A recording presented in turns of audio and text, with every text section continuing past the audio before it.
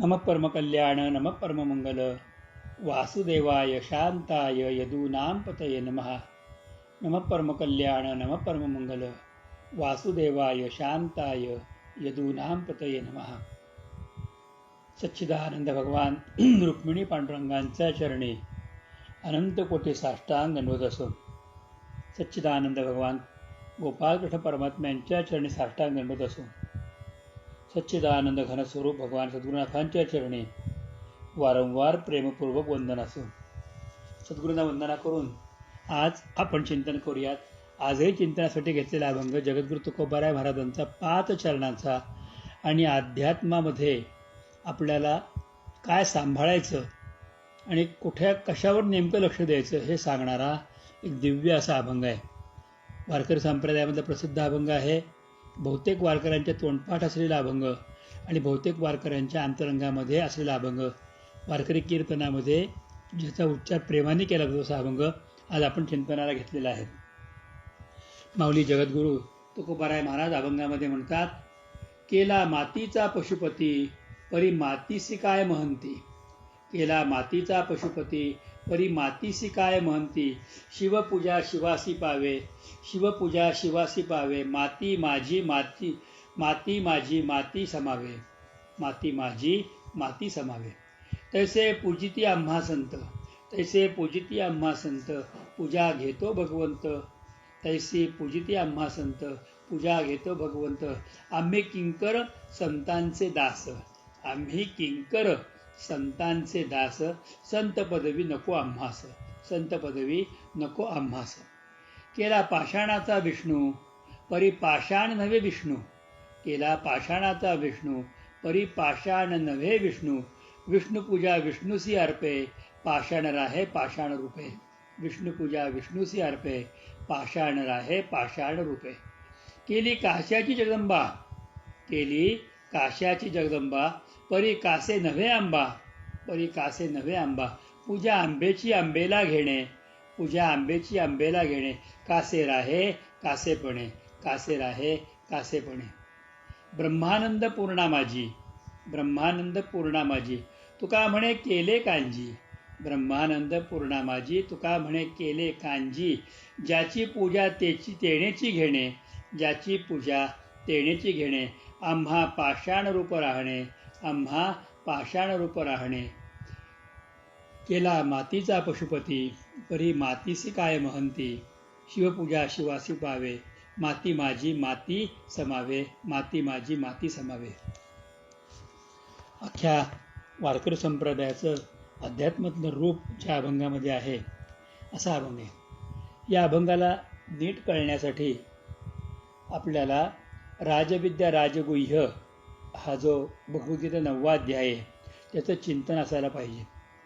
एवढं महाराष्ट्रातला वारकरी संप्रदाय भाग्यशाली आहे की खऱ्या वारकऱ्याचा जवळजवळ हा 9वा अध्याय ज्ञानेश्वरीच्या माध्यमातून पाठ आहे।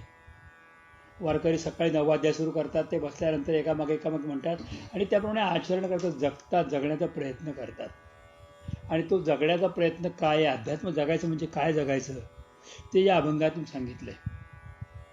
अभंगामध्ये 3 मोठी महत्त्वपूर्ण उदाहरणं आणि एक सर्वोच्च उदाहरण आहे। या परमतत्वाकडे आपल्याला घेऊन जायचं आहे, प्रत्येक गोष्ट महत्त्वाची समजून घ्यायची आहे। एक या ब्रह्मांडातलं परमतत्व आहे जे सांगितलं जातं आम्हाला।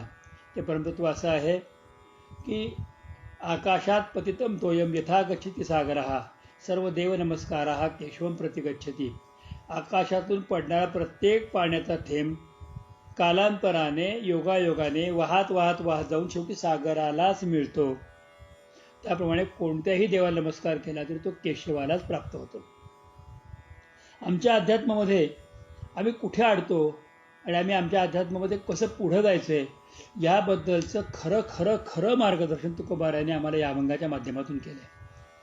पुष्कळदा अध्यात्म जगणाऱ्या माणसांच्या मनामध्ये चिंता असते, चिंतन असतं, एक चिंता असते, एक चिंतन असतं। चिंता अशी असते की मी जी काही पूजा करतोय, मी जे काही पाठ वाचतोय, मी जे काही जप करतोय, मी जी काही पोथी वाचतोय किंवा माझं जे काही अंतःकरणात भगवंताविषयी भाव आहे हा भगवंतापर्यंत पोहोचतो का। देवाला ते अभिज्ञ होतं का? देवाला ते कळतं का? मी पंढरपूरला आलो, भले पांडुरंगापर्यंत नाही जाऊ शकलो, मी कळसाला नमस्कार केला, माझी वारी तिथपर्यंत, हे देवाला कळतं का? मी अमुक एक गोष्ट केली, देवाला कळते का? मी मनातल्या मनात प्रार्थना केली, ती देवापर्यंत पोहोचते का? किंबहुना मी एखादी गोष्ट करतो ती परमेश्वराला ठाऊक आहे का? मी यज्ञ केला तो भगवंताला मिळाला का? मी सणवार केले ते भगवंतापर्यंत पोहोचले का? मी उत्सव केले ते उत्सव भगवंतापर्यंत पोहोचले का? मी माझ्या घरातली सगळे कुलधर्म कुळाचार करतो ते भगवंतापर्यंत पोहोचतात का? आपल्याकडे फक्त एकच सांगितलं जातं की घरामध्ये नेहमी चांगलं बोलावं, चांगलं बोलावं, चांगलं बोलावं. कारण एखादी गोष्ट जर आपण वाईट बोललो तर वास्तू सगळ्या गोष्टी तथास्तु म्हणत असते. हे आमच्या मनावर संस्कार आहेत. त्यामुळे घरात चांगलं बोला, कारण वास्तू आम्हाला तथास्तु म्हणते. आणि त्यामुळे आपण घरामध्ये जास्तीत जास्त चांगलं बोलण्याचा प्रयत्न करावा, करतो. पण बाहेर गेल्यानंतर काही बोलावं का? कुठे ऐकणार नाही का? खूप सूक्ष्म विषय, चिंतनाचा विषय आहे. खूप गोष्टीत असं होतं की आपण खूप खूप खूप अवलंबून असतो संतांवरती, गुरूंवरती. गुरूंची सेवा करतो, संत सेवा करतो, आणि आपण स्वतःला अगदी इतकं समजतो की आता आपल्याला चिंताच नाही, आता मात्र सगळे गुरु पाहून घेतील, संत पाहून घेतील. या अभंगामध्ये एकमात्र तडाखा दिलेला आहे आणि सांगितलं की तुझे सगळं संत गुरु पाहतील हे निश्चित सत्य आहे. संत पाहतात किंवा गुरु पाहतात सत्य आहे. पण लक्षात ठेव की तुझ्या प्रार्थनामधले संचितातले जे भोग आहेत ते तुलाच भोगून संपवायचे आहेत. संत गुरु फक्त कृपा करतात आणि ते भोग सहन करण्याची शक्ती देतात, पण ते भोग सुटत नाहीत. प्रत्यक्ष कृष्ण सखा असताना द्रौपदीच्या वस्त्राला हात लागला, आपण विचार करू शकतो. प्रत्यक्ष भगवान रथावरती असताना अर्जुनाला 2-3 वेळा नव्हे तर अनेक वेळा मूर्छित व्हावं लागलं. सत्य नाकारता येत नाही. देव बरोबर असताना सुद्धा ज्याला भगवंताचा सखा म्हटलं आणि जो भगवंताचा सखा आहे अशा श्री सुदामा ब्राह्मणाला आपल्या आयुष्यातला मोठा काळ हा दारिद्र्यात घालवावा लागला होता. हे सत्य विसरता येत नाही. तो कृष्णाचा सखा आहे, भागवतामध्ये वर्णन केले. कृष्णस्यासित सखा कश्चित ब्राह्मणो ब्रह्मवित्तमा विरक्त इंद्रियार्थेषु प्रशांतात्मा जितेंद्रिया.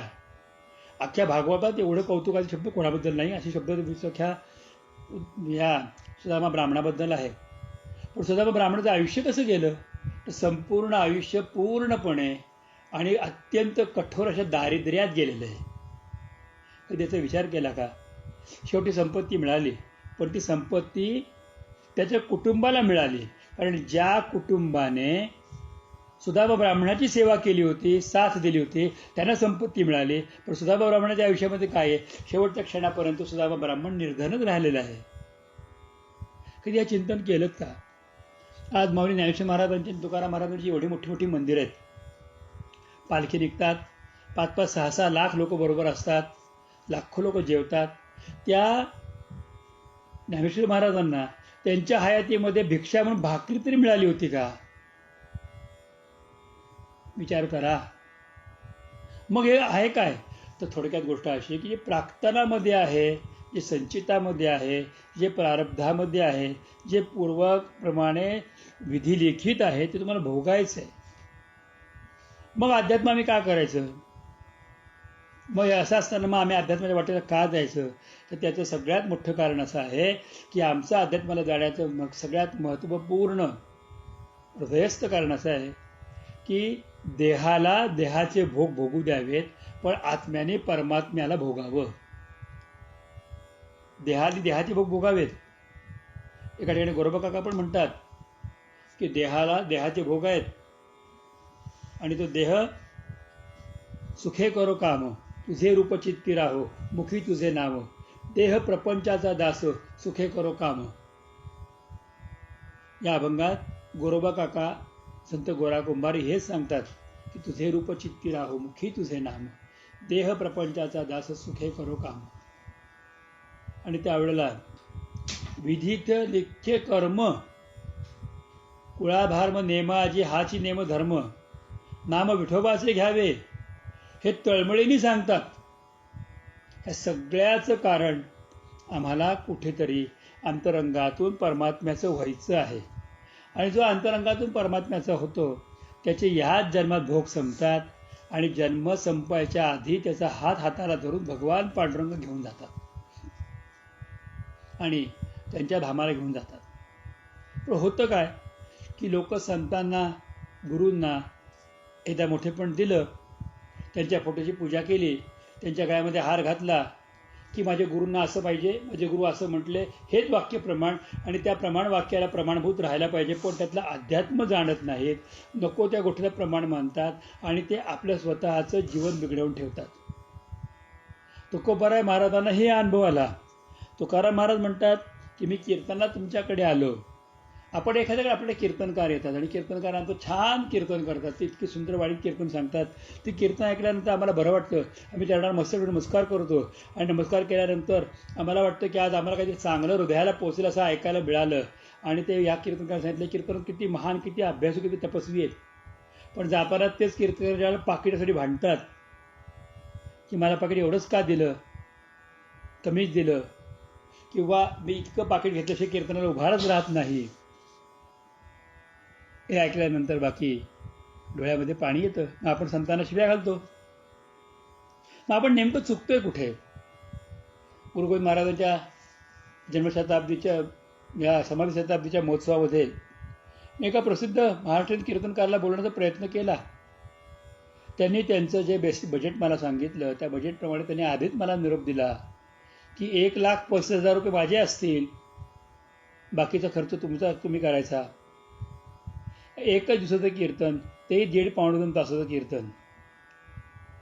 मग त्यावेळेला मी त्यांना संतांना शिव्या द्यायला सुरुवात केली किंवा चुकीचं बोललं तर कसं होतं? मी नेमका कुठे आहे आणि अध्यात्मात मी खरंच काय प्राप्त केलंय, मी कुठपर्यंत पोहोचलो ह्याची जाणीव तुम्ही करून घ्या, ही तुम्हाला कळकळीची विनंती आहे. आणि वारकरी संप्रदायाला एक गोष्ट मान्य आहे, माहिती आहे, म्हणून तो हा अभंग प्रत्येकाच्या मुखामध्ये आहे. तुकोबाराय महाराज म्हणतात की अभंग ज्याच्याकडे कीर्तनाला जायचं त्याच्याकडचं पाणी पण प्यायचं नाही, त्याच्या स्वतःच्या वाटीचा बुक्का पण कपाळाला लावून घ्यायचा नाही, त्याची भाकरी जर खाल्ली त्याच्यात पाप कोणतं नाही. म्हणजे त्या रात्री कीर्तन केल्यानंतर तुकोबाराय महाराज कीर्तनाला आलेल्या एका श्रोत्याकडे सुद्धा भाकरी मागत नव्हते. आपली बरोबर भाकरी घेऊन जायचे आणि ती भाकरी वाटून तुकोबाराय महाराज खायचे आणि पाणी आणायला स्वतः विहिरीवर किंवा नदीवर जायचे. आपल्याबरोबरच्या एका श्रोत्याने जरी पाणी आणून दिलं तरी आपण बिदागी घेतली असं मानत असत. मग ह्याच्यातलं नेमकं रहस्य काय आहे हे नीट समजून घ्या, कारण हाच खरा अध्यात्मातला पाया आहे. तुकोबाराय महाराज म्हणतात की तुम्ही माझी पूजा करता, मला गुरु मानता, मला मोठं म्हणता आणि तुमच्या डोक्यावर पाय, तुमच्या चरणावरती पाय ठेवल्यानंतर, तुमच्या पायाला डोकं ठेवल्यानंतर तो देवाला नमस्कार पोचतो म्हणतात आणि तुम्ही मला देव करून टाकले. अरे तुम्ही मला देव करून तुम्हाला देव भेटणार नाहीये. जरी भगवंतांनी सांगितलं असतं की संततेची देव, देवतेची संत, हे जरी खरं असलं तरी तुम्ही मला देव करून तुमची कर्तव्य संपत नाहीत. तुम्ही मला देव करून तुम्ही मुक्त होत नाही. तुम्ही मला देव करून माझं भजन पूजन कराल तर ते देवाला प्राप्त होणारे 100% सत्य आहे. पण तरीही तुम्हाला काहीतरी वेगळं करण्याची गरज आहे. ती काय करण्याची गरज आहे तुकोबाराय मला सांगतात. अभंगाचं दुसरं चरण हे या सगळ्यात महत्त्वाचं चरणामध्ये म्हणतात की तैसे पूजिता आम्हा संत. तुम्ही आम्हाला संत म्हणून पूजता, आमची अवस्था काय माहिती आहे का? आम्ही तर एक म्हणतो की बोलिले लेकुरे वेडी वाकडी उत्तरे करा, क्षमा अपराध महाराज तुम्ही सिद्ध नाही विचारला अधिकार मी आपुला. आणि तुका म्हणे ज्ञानेश्वरा राखा पायापै किंकरा, पायाचे किंकरा. अहो पायाखाली येणाऱ्या का दगडाचे एवढी लायकी आमची नाहीये, आमचं रक्षण करा.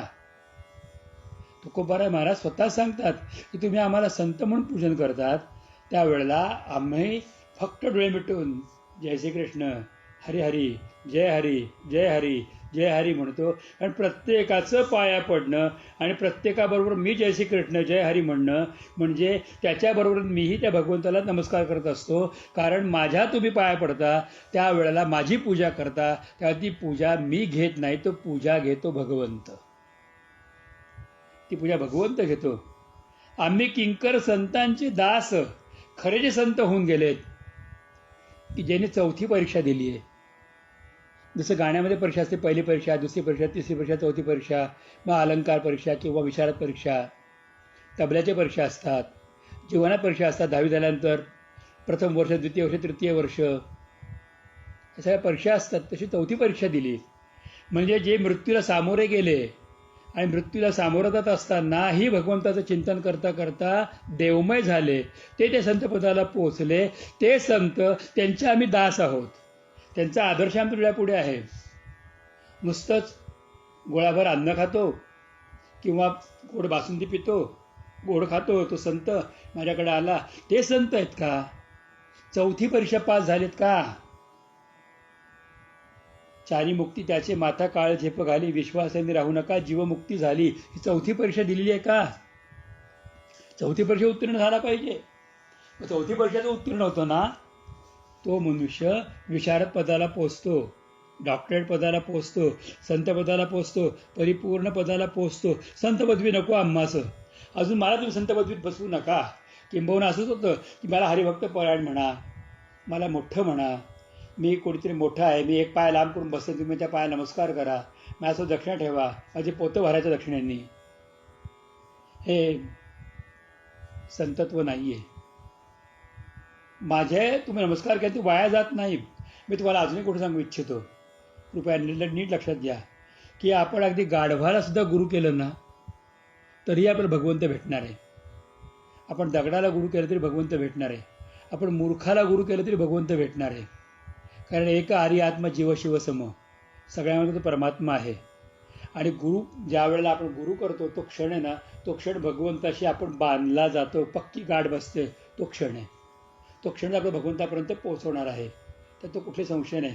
त्यामुळे नंतर गुरुमध्ये दोष दिसले आणि काय झालं तरी आपल्याला काही दुखाला ताप करायचा नाही. आपण त्या फक्त निष्ठेने सेवा करायची, कारण त्या देहामध्ये पण भगवंतच बसलेला आहे आणि तो भगवंत आपली सेवा घेतोय. तो भगवंत त्या देहाच्या असलेल्या माध्यमातून आणि आतमध्ये असलेल्या चारी प्रकारच्या वाणीच्या माध्यमातून, त्यातली वैखरी वाणीच्या माध्यमातून तो आम्हाला त्याचंच नाव सांगतो आणि ते नाव आम्ही घेतो. कुठलेही संत असं सांगत नाही की माझ्या नावाचा जप कर, असे सांगतात तर संतच नव्हेत, परमात्माच सांगतो. रामकृष्ण हरी म्हण, रामकृष्ण गोविंद म्हण, श्रीराम जय राम जय जय राम म्हण, तेच देव सांगतो, तेच काम आहे. त्यामुळे आम्ही संतांचे दास आहोत. तुम्ही आम्हाला संतपदावरती बसवू नका. पण संतपदावर बसवल्यानंतर जर तुम्हाला एखादी गोष्ट दिसली मागे पुढे तर तुम्ही आम्हाला दोष द्याल. तुम्हाला आम्ही संत मानून तुम्ही असे कसे? मग तुम्हाला कसं काय? संत झाला म्हणजे काय त्याला भूक लागत नाही? संत झाला म्हणजे त्याला काही जेवायला मिळत लागत नाही? संत झाला म्हणजे त्याला काही बायका मुलं नाहीत? संत झाला म्हणून त्याला काही शरीराला व्याधी नाहीत? संत झाला म्हणून काय दुःख नाही? मला आश्चर्याची गोष्ट वाटते, तुम्हाला सांगतो की एक छोटासा 4 वर्षाचा मुलगा मी आजारी असताना भेटला आणि त्या मुलाने त्याच्या वडिलांना आणि आजोबांना प्रश्न केला की महाराज आबा, मला आबा म्हणायचा तो, आबा म्हणतो महाराज आबाचं देवबाप्पा आहेत, मग ते आजारी कसे पडू शकतात? मग ते आजारी पडणारच नाहीत, कारण महाराज आबा देवबाप्पा आहेत, मग ते आजारी कसे पडले? त्या मुलाला ही गोष्ट सत्य आहे, त्या मुलाचं म्हणणं अगदी सत्य आहे की त्याच्या दृष्टिकोनातून महाराज आबा हे देवबाप्पा आहेत. ती त्याची भावना आहे, त्या भावनेच्या परतत्वावरती तो पुढे जातोय. परंतु ती व्यक्तीसुद्धा व्यक्ती आहे, त्याला सुद्धा त्याचं काहीतरी भोग आहेत आणि त्याला ते करायचे आहेत. हे जर विसरलं तर चौथ्या परीक्षेत ती व्यक्ती पास होत नाही. चौथी परीक्षा प्रत्येकाला द्यायची आहे. वांग भाजताना कसं वांग्यातनं तेल बाहेर पडतं आणि तळतरीत तसं ताजेसारं वांग तसं मलूल होतं, त्या सुरकुत्या पडतात आणि त्याचा जसा वास सुटतो ना, तसा हा देह जळताना सडसर होणार आहे. त्याच्यातून तेल बाहेर पडणार आहे, सुरसुरी होणार आहे, आधी भाजलेला खमंग वास येणार आहे, नंतर करपलेला वास येणार आहे, नंतर राख राहणार आहे. चौथी परीक्षा प्रत्येकाला द्यायची आहे. त्या परीक्षेतून कोण उत्तीर्ण झाला आहे? म्हणून तैसे त्या शब्दाला महत्त्व द्या. तैसे पूजिता आम्हा संत, तुम्ही आम्हाला संत म्हणा, देव म्हणा, ठीक आहे, पण त्याच्या रूपातून पूजा घेतो भगवंत. आम्ही किंकर संतांचे दास. आम्ही किंचित एक खडा आहे हो, एक छोटासा खडा. आम्ही संत नाहीच, संतांचे सेवक आहोत. आणि संत पदवी नको आम्हाचं. ही पदवीकडे सोपं नाहीये, ही पदवीकडे सोपं नाहीये, अजिबात सोपं नाही.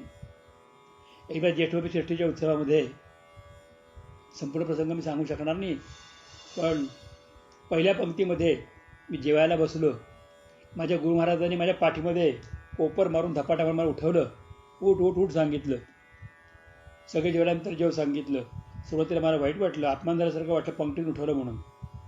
पण नंतर त्यांनी मला जे काही वाक्य सांगितलं त्या वाक्यात सांगितलं होतं की ज्याला छोटं व्हायचंय, लहान व्हायचंय, त्या माणसाने सगळ्यांना मोठेपणा द्यावा, तेव्हा आपल्याला लहान होता येतं.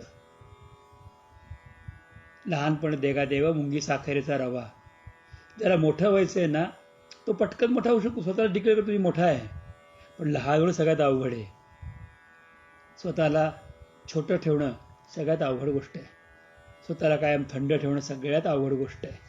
स्वतःला कायम विकारांपासून बाजूला ठेवणं सगळ्यात अवघड गोष्ट आहे. ती शिका.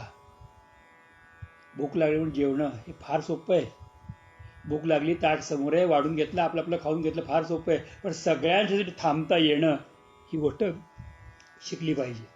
सगळ्यांबरोबर जेवणं हे शिकलं पाहिजे आणि सगळ्यांना वाटून खाणं हे तर सगळ्यात मोठं शिकलं पाहिजे. आता पहिलं आहे आपल्याच पानात वाढून घ्या. आता आपल्यासाठी वाटीमध्ये गोड पदार्थ काढून लपवून ठेवा. संपला तर काय घ्या. त्याला संतपद कधी प्राप्त होत नाही, त्याला मोठेपण कधीही प्राप्त होत नाही, तो कधीच पुढे जाऊ शकत नाही. चौथी परीक्षा काय, तो पहिल्या परीक्षेतच नापास आहे.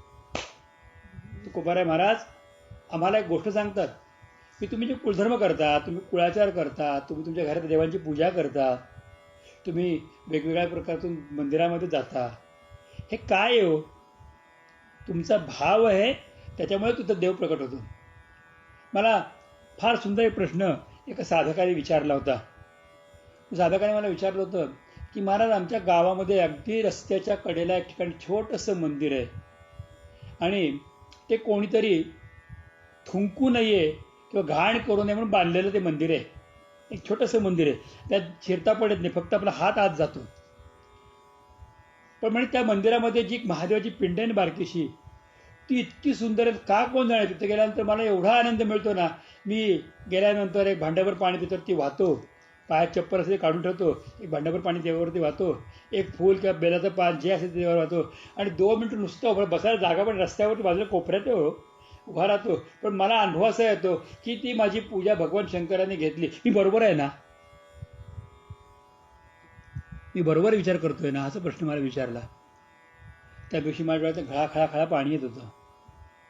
अरे तुम्ही 12 ज्योतिर्लिंग केली, पण ज्योतिर्लिंगाच्या समोर भरायनंतर जर तुम्हाला मी पूजा केल्याचा आनंद मिळत नसेल तर कोणाची पूजा केली?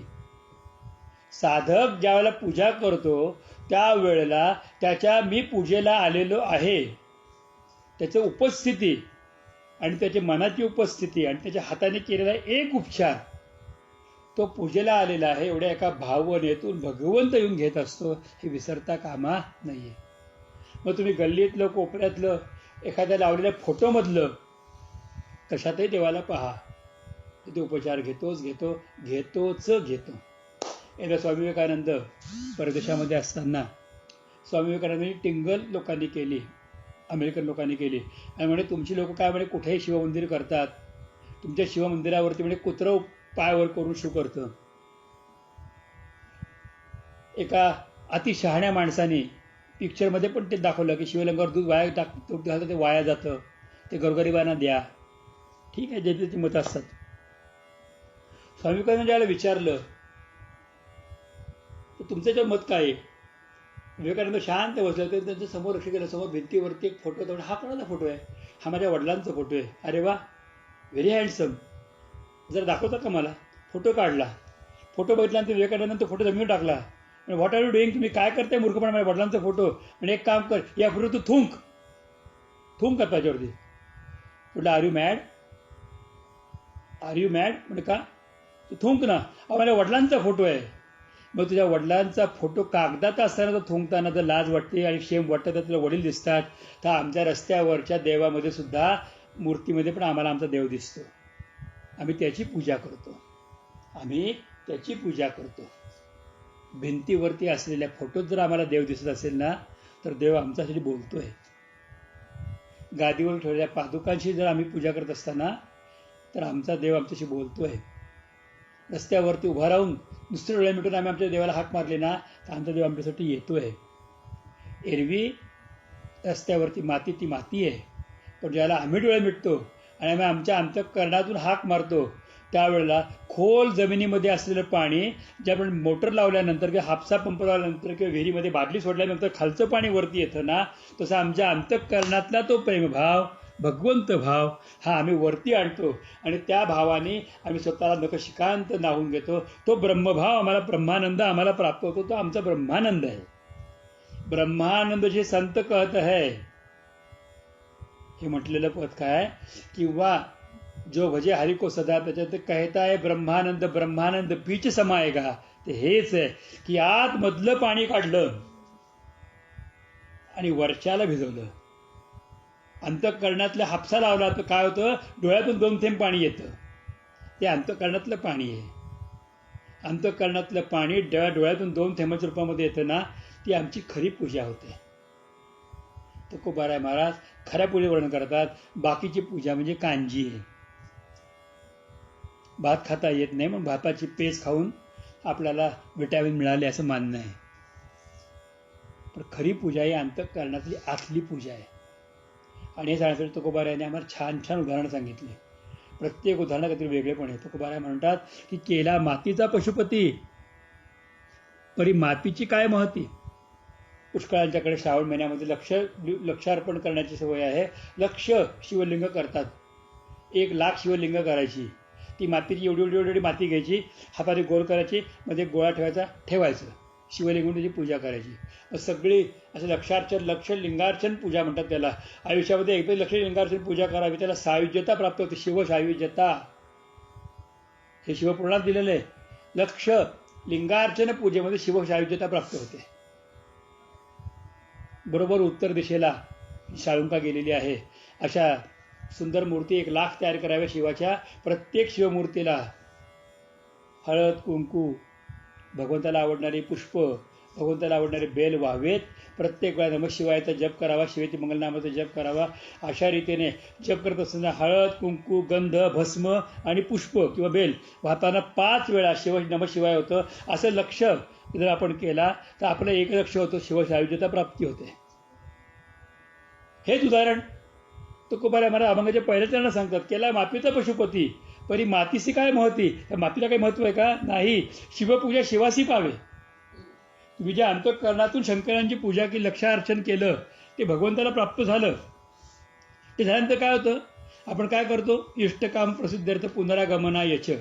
ते पुढच्या वेळेला तुम्ही या म्हणजे अक्षत वाहतो. लक्षलिंग करायला खूप वेळ गेला, लक्षार्चन करायला खूप वेळ गेला, पण विसर्जन करायला काय झालं, एक मातीचा म्हणजे एक अक्षत पुरली. यान्तु देवगणात सर्वे म्हणजे एकदा अक्षर टाकली की सगळे विसर्जन झाले.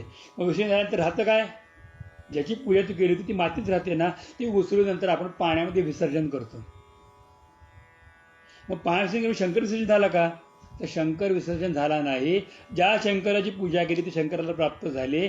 खाली उरलेलं जे आहे ती माती आहे. जसं भाद्रपद महिन्यामध्ये पार्थिव गणेश पूजन करतो, त्याला आपण गणपतीची मूर्ती आणतो, कधी किंमत विचारत नाही, 1,000-500 किती लागो. त्यावेळेला आपण ब्राह्मणांना बोलावतो आणि त्या ब्राह्मणांच्याकडून त्याची स्थापना करून घेतो. छानपैकी आरास करतो, खूप प्रेमाने गणपतीची पूजा करतो. त्याला धूप दीप नैवेद्य फल तांबूल दक्षिणा अर्पण करतो. 1,000 मोदक समोर ठेवतो, खूप छान करतो. आमच्याकडच्या गणपती दर्शनाला यावर का, आमच्याकडच्या म्हणतो. लोक जातात, दर्शन करतात, नमस्कार करतात आणि त्याचे कोणाचे 1.5 दिवस, कोणाचे 5 दिवस, कोणाचे 7 दिवस, कोणाचे 10 दिवस झाले की आपण त्याच्यावरती आरती करतो, अक्षत वाहतो. गणपती घरात विसर्जन झाला नंतर पुन्हा आपण नदीकाठी घेऊन जातो, तिथे पुन्हा आरती करतो.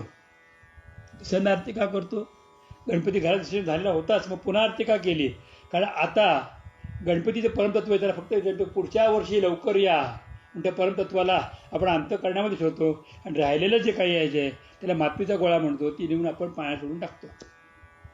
दोष लागतो कोणाला काही. हेच तत्व आहे, हेच तत्व आहे, लक्षात घ्या.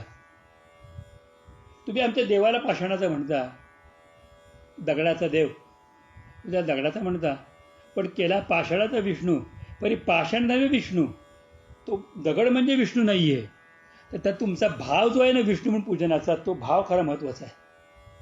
तुम्ही जी मूर्ती केली ना ती विठोबाची केली, विष्णूची केली आहे, कोणा देवाची केलेली आहे, त्यात तुम्ही ओतलेला भाव हा महत्त्वाचा आहे.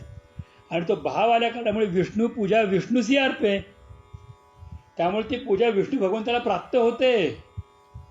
हे सत्य आहे. तुम्ही ज्या वेळेला सत्यनारायणाची पूजा करता त्यावेळेला तुम्ही एक लंगडा वाळपीठामध्ये ठेवता, त्याची सत्यनारायण पूजा करता, परिपूर्ण करत असताना त्याच्यावरती सहस्रार्चन तुळशीचं करता, 1000 नावं घेता.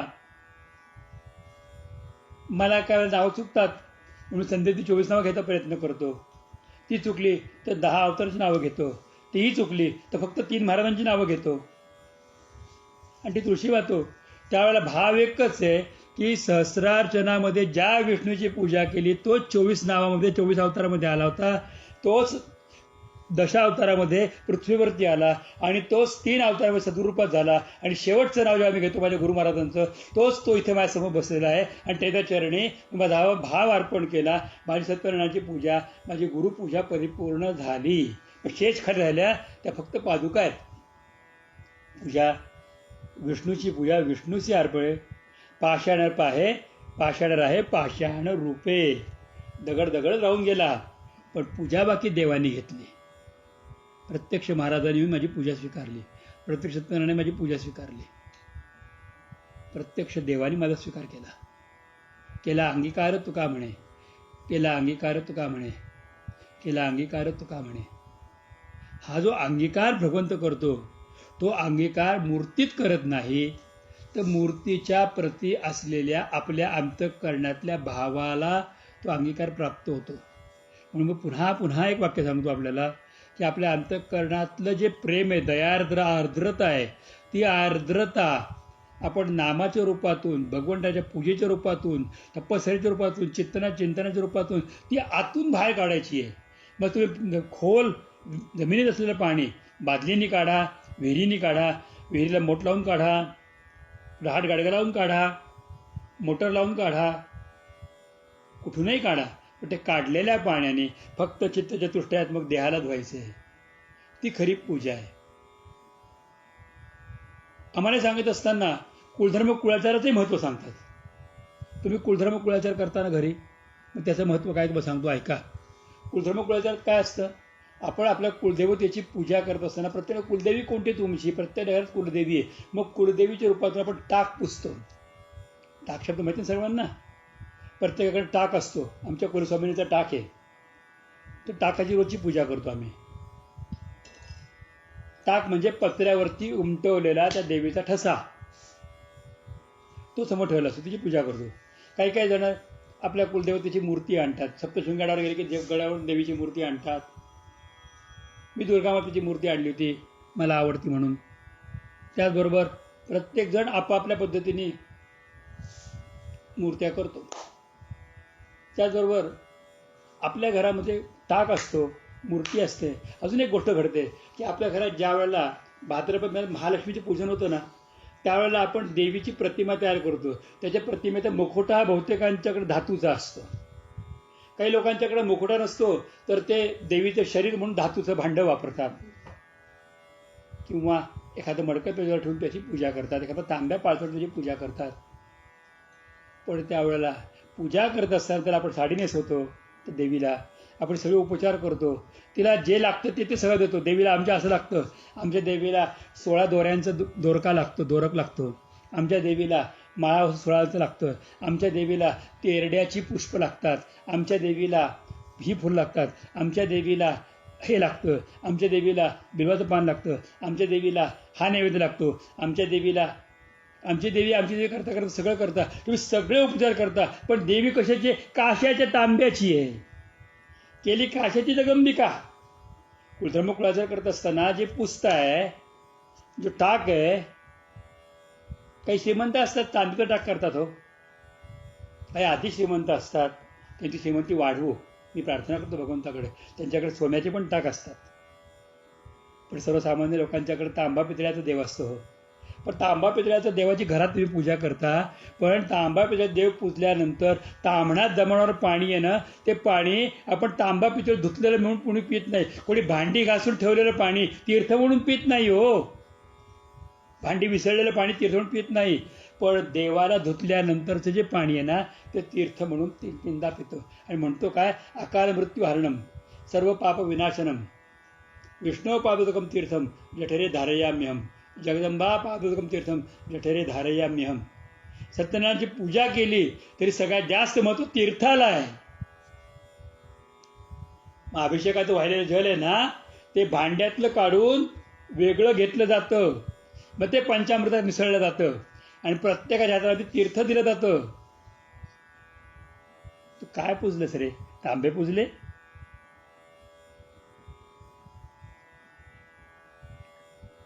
ते देवी पुढे नाक घासलं जातं, नाक, आणि प्रार्थना केली जाते की माझ्याकडून काही चुकलं असेल तर माफ कर माते. मग नाक काय त्या तांब्या पितळाच्या भांड्यांपुढे घासलं? कोणापुढे नाक घासलं? कुंकू व्हायला जातं तिला, तांब्या पितळावरती व्हायला कुंकू, नैवेद्य दाखवला जातो आणि नैवेद्य रात्रभर ठेवला जातो, कारण आईला सगळ्यांच्या घरी जायचंय. असं करता करता आईच्या यादीमध्ये माझं पण घर आहे, ती माझ्या घरी कधीही येईल आणि आल्यानंतर मी ठेवलेल्या प्रसादातला एक कण जरी तिने खाल्ला ना, तर तिला देताना नैवेद्य असतो आणि दुसऱ्या दिवशी तो प्रसाद होतो. म्हणून मी आईच्या समोर ताट झाकून ठेवतो. मग काय त्या काशेच्या जगदंबेच्या पुढे काशाची म्हणून पुसतो मी. कासा एक शुद्ध धातू आहे, तांब एक शुद्ध धातू आहे, पितळ एक शुद्ध धातू आहे. आमच्याकडं ते देव तांब्या पितळाचे. असो बापडे, काही श्रीमंत त्यांच्याकडे चांदीचे देव आहेत, काही काही लोक अति श्रीमंत आहेत त्यांच्याकडे सोन्याचा देव आहे, काही काही लोकांच्याकडं देव म्हणून दगडाची पूजा होते. पण एकच भाव, तांबा पितळ दगड कास्य कागद. भागवताच्या 11व्या स्कंदात भगवान श्रीकृष्ण स्वमुखाने सांगतात की काष्ठ मृत्तिका पाषाण चित्र किंवा जल, पाची तत्वात माझी पूजा होते. पृथ्वी रूपामध्ये मातीचा देव असतो, पाण्याच्या रूपामध्ये वर्णाची पूजा होते, अग्नीच्या रूपामध्ये अग्नीची पूजा होते, वायू रूपामध्ये आपण मारुतरायांची आणि अन्य देवतांची पूजा करतो, आणि आकाश रूपामध्ये परतत्वाची पूजा करतो. पाची देवांची पाची रूप आहेत.